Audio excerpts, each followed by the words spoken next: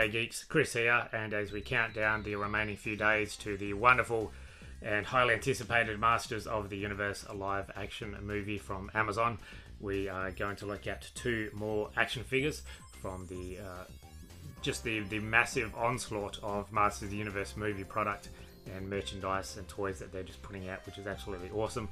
So I had the Collector's Own Toy Fair recently, and on the way home I swung by Big W just on a whim, just on the off chance that there might be some new product.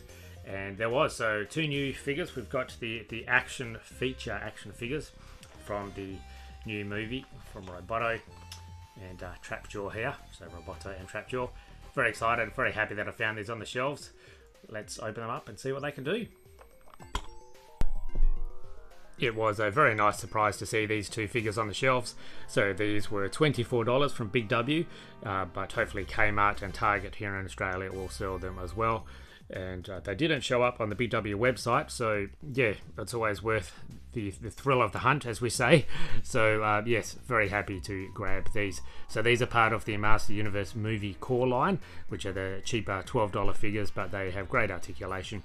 We got the Chronicles figures, which are the $39 to $44, $45 range, more highly articulated with great accessories and all that kind of stuff. So these are kind of kids focused, I guess, but for $24, including some good articulation and good representation of what they actually looks like in the movies, what we've seen so far, it's pretty cool.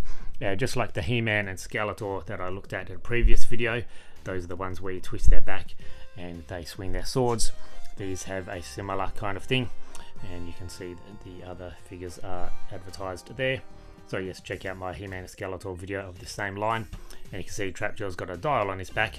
So the idea is, it's probably not going to work, but I'll give it a go. It's a bit awkward, but basically just I just find it easier to do it like that. And you can see that his cannon arm opens, and you can put two accessories, which is the hook and the knife/sword. So pretty awesome. And Roboto here is a bit harder to kind of twist around, but he does the same kind of thing where this opens. And yes, I'm still not sure how I feel about this Roboto redesign. Looks very different from what we're used to it, and you'll see that he's not in scale as well. He's pretty much the same size as the other figures, but at least they can keep the same style packaging, so they didn't want to make Roboto too big like he is in the movie, I guess. Just downgrade him somewhat to keep him affordable. So yes, these are the action figures available now here in Australia at Big W, and hopefully Kmart and Target. Let's open them up. Out of the packaging, and let's talk about the packaging. I really like what Mattel are doing with the visual uniformity. So we've got the purple for the bad guys and the orange for the red guys. That continues on all the different lines. The Chronicles, the Core, and the Origins, they all have that kind of purple bad guy, orange good guy kind of vibe going on, which is absolutely awesome. Here in Australia we have the international packaging, I guess, so there's no text or anything about what these characters actually are or what their powers are, that kind of thing, but the movie will tell us that, and obviously all of us middle-aged nerds know who these characters are anyway. But yeah, these are very accessible and cheap for $24 each, and I just love the packaging and no problems getting them out either. So let's have a look at the chunky Roboto and the slightly chunky, well, less chunky Trapjaw. Roboto here is the character who's had the most drastic redesign from what we know him from the original vintage toy and the Filmation cartoon. They've retained somewhat of the colour scheme, the blues and the greys, the kind of visible chest with the transparent shield. That's always been a part of Roboto. But yes, this kind of character look reminds me of the Lost in Space 90s movie reboot. It's got that kind of vibe about it. But yes, we know Kristen Wiig from Saturday Night Live and Bridesmaids, so the actress, she's voicing this character again. We haven't heard Roboto speak, typically voiced by a male, so yeah, interesting choice, but give it a go and see what it looks like on the big screen. So yes, I don't immediately look at this and go, yep, that's Roboto, like I do with all the other characters, but he looks like a lumbering kind of presence in the film. So yes, pretty cool articulation. Obviously with the cheaper figures, you're only going to get single joints. The waist doesn't really have articulation because that's what the action feature does with the active cannon activated. You can see the red little missile in there. It doesn't pop out, there's no trigger or anything to It just kind of opens and that's it. And we've got a bit of shoulder movement there, elbow, but because it's kind of ratchet, does go back quite far. The hand kind of twists around, the fingers don't turn. The head is a bit stiff, but it does turn as well. These kind of missiles on the top, they remind me of the Batman comics from a few years ago when Jim Gordon was in the Batman suit when I think Bruce Wayne was dead or something. Comics are weird. And he had very similar kind of missiles shapes like that on his shoulders, and we have kind of more transparent going here as well. We can see the gears and the cogs. So this is the best look that we have at Roboto from the movie. This is the only movie figure of Roboto that has been released thus far, so mainly blue and grey, but yeah, very fluid joints and pretty poseable. It doesn't come with any weapons, no accessories, no alternate hands or heads or anything like that, and as I said, his main action feature is that, which is pretty cool and very fluid. There is a little dial on the back, but you don't really need it, you can just twist it.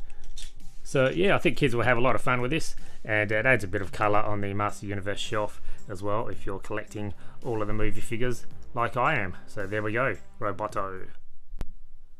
Whereas Roboto twists to the left, Trapjaw actually twists the other way to the right, because that's what his cannon is. Pretty detailed again, you know, for $24 figure, similar articulation, so not bad at all. Got the blues, the purples, just like we remember, and we've got the dial there, but again, we don't really need that. It doesn't look like the harness or anything is removable, potentially, I'm guessing not. Does have some shoulder and elbow motion, which is great, and you'll see his lovely face there. The jaw is somewhat articulated, not a heap, but you know, good enough to get some motion, and wonderful good detailing, and the spikes they're pretty flexible, so no one's going to injure themselves. But yeah, the different textures and stuff is great, so we've got a bit more shiny over here, and the textured kind of skirt piece here as well. So yeah, pretty cool. And obviously his action feature is, he kind of looks like an alligator about to chomp him or something. But yes, in the obviously with the Filmation cartoon and the old toy, here we just have different accessories which he will plug in. But what we've seen in the trailer, this kind of cannon morphs into different weapons, which is pretty cool.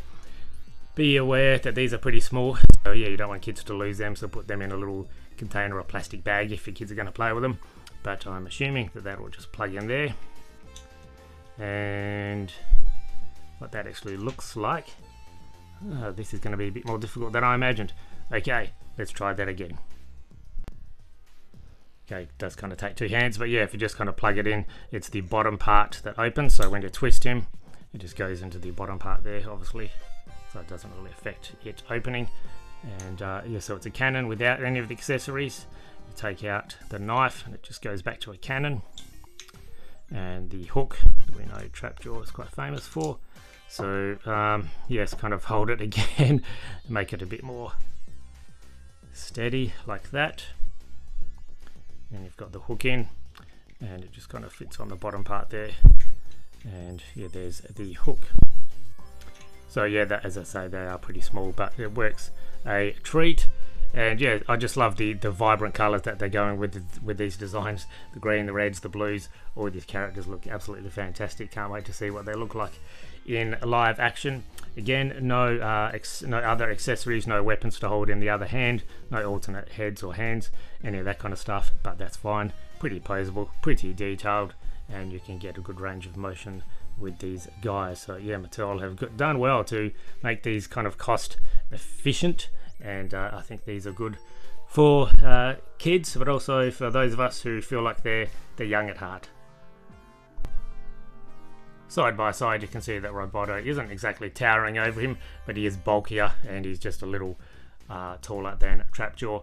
And I've just noticed as well that Trapjaw can actually hold both the claw, the hook, and the knife in his opposite hand as well, which is pretty cool. And just for a bit of size comparison, we've got Skeletor and Teela from the same line, effectively, the core line, but obviously these two don't have action features, but you can see they kind of look well, they blend in well together. That's pretty good scaling, happy with that.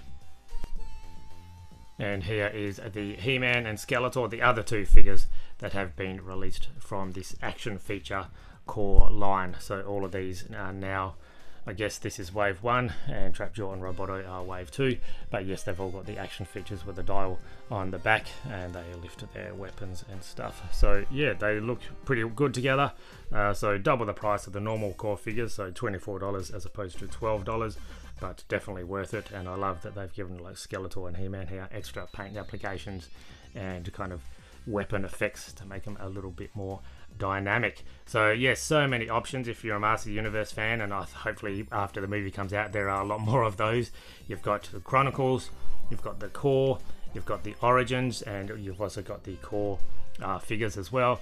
I've also shown the Battle Cat, which goes with these figures, and I didn't pick up the Roton. That was $70-80 I think, but yeah, it certainly looks pretty cool, but I left that on the shelf. Very happy to see a lot of MOTU movie merchandise.